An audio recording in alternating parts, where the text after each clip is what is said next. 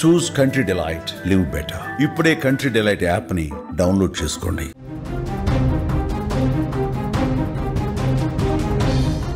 వీకావేరి bus ప్రమాద ఘటన ఎన్నో కుటుంబాల్లో చీకటి నింపింది.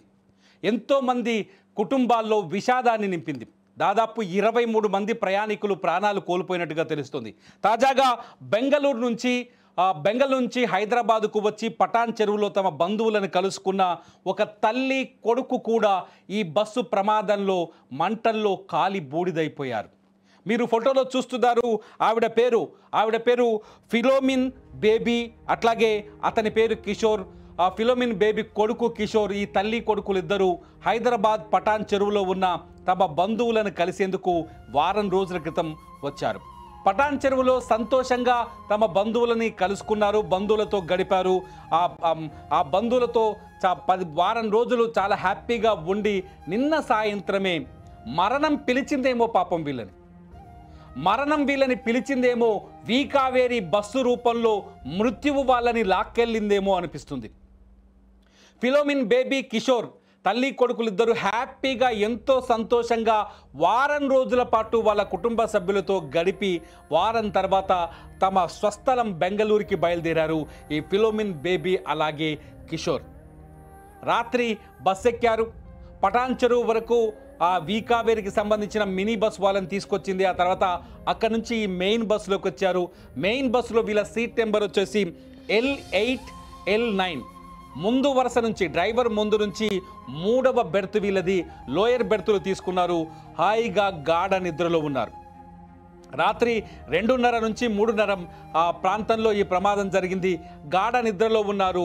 వీళ్ళు తేరుకునే లోపే వీళ్ళని మంటలు చుట్టుముట్టాయి. మంటల్లో హాహాకారాలు పెడుతూ ఈ తల్లి కొడుకులు మాడి మసైపోయారు.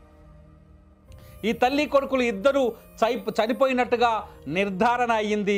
వీళ్ళు బెంగళూరు వెళ్ళాలనుకున్నారు. వీళ్ళ గమ్యం బెంగళూరు వైపు వెళ్ళలేదు.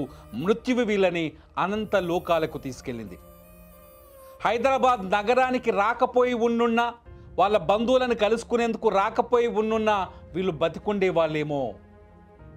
పోనీ వీళ్ళు ఈ వీకావేరి ట్రావెల్స్ని సంప్రదించి ఆ ట్రావెల్స్ బస్సులో ప్రయాణం చేయకపోయినా బతుకుండేవారేమో. ఎందుకంటే కేవలం డ్రైవర్ నిర్లక్ష్యమే వీళ్ళని బలి తీసుకుంది. డ్రైవర్ నిర్లక్ష్యమే వీళ్ళ ప్రాణాల్ని బలిగొన్నది. చాలా స్పష్టంగా పోలీసుల విచారణలో కొన్ని విషయాలు వెలుగులోకి వస్తున్నాయి. రాత్రి ప్రమాదానికి కారణం తొలుత ఎవరైతే 2 వీలర్ ద్విచక్ర వాహనదారుడున్నాడో అతను రాంగ్ రూట్లో రావటం వల్ల బస్సును ఢీకొట్టడం వల్ల మంటలు వ్యాపించాయని చర్చ వచ్చింది. కానీ ఇదంతా అవాస్తవం. బస్సు 120కి పైగా స్పీడుతో బెంగళూరు వైపు దూసుకెళ్తుంది. బస్సు వేగానికి ముందు ఈ ఎవరైతే స్కూటీ మీద ఉన్నాడో ఆ వ్యక్తి ఒక బైక్ మీద TV9 కాలనీ, కర్నూలులోని TV9 కాలనీకి చెందిన శంకర్ అనే యువకుడు ఇంటికి బయలుదేరి వెళ్తున్నాడు. శంకర్ బైక్ని వెనక నుంచి వచ్చి ఈ వీకావేరి ట్రావెల్స్ బస్సు ఢీకొట్టడంతో ఒక్కసారిగా బైక్ బస్సు కిందకి వెళ్ళిపోయింది. శంకర్ ఎగిరిపడి డివైడర్ మీద పడి ప్రాణాలు కోల్పోయాడు. శంకర్ డెడ్ బాడీ కూడా అక్కడే పడుంది. ఆ తర్వాత బస్సుకి మంటలు అంటుకున్నాయి. ఆ మంటల్లో ఈ తల్లి ఫిలోమిన్ బేబీ అట్లాగే కిషోర్ కూడా తగలబడి పాపం మాడి మసైపోయారు. వాళ్ళ మృతదేహాలన్నీ తీశారు. ఇప్పుడు అక్కడే రోడ్డుపైనే ఒక టెంట్ వేసి అక్కడ ఆ మృతదేహాలకి పంచనామా నిర్వహిస్తున్నారు. అక్కడే DNA టెస్టుల కోసం శాంపిల్స్ తీస్తున్నారు. DNA నిరూపణ జరిగితే కానీ మృతదేహాలని అప్పగించలేని పరిస్థితి. కొద్దిసేపటి క్రితమే ఆంధ్రప్రదేశ్ ట్రాన్స్పోర్ట్ మినిస్టర్ మండిపల్లి రాంప్రసాద్ రెడ్డి సంఘటనా స్థలానికి చేరుకున్నారు. బస్సు ప్రమాద బాధితులు వారి కుటుంబ సభ్యులతో ఆయన మాట్లాడారు. ప్రమాదానికి గల కారణాలను అక్కడుండి అడిగి తెలుసుకున్నారు, విచారించారు. కేవలం ట్రావెల్స్ బస్సు నిర్లక్ష్యం వల్లే ఈ ప్రమాదం జరిగిందని స్పష్టంగా అక్కడున్న సీన్ ఆఫ్ అఫెన్స్ను చూస్తే అర్థమవుతుంది.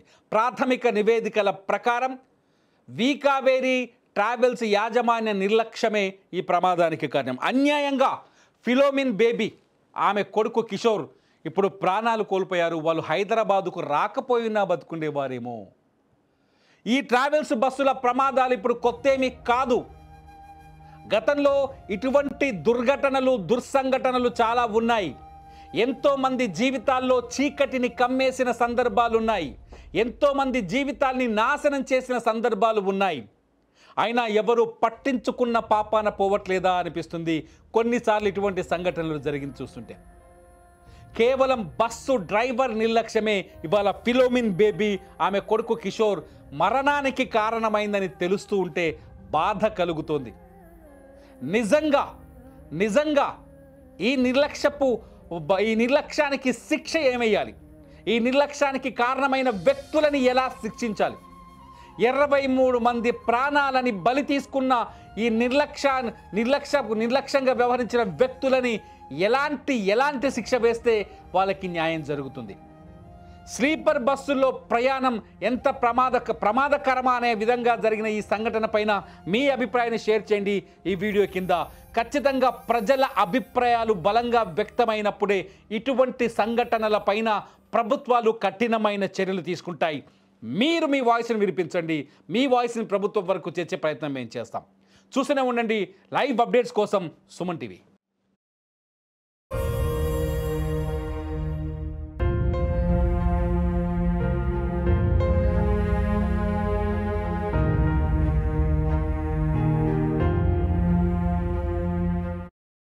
ఒక లాస్ట్ వీక్ వచ్చారు బెంగళూరు నుంచి. ఇంకా పండుగ కోసం వచ్చారు.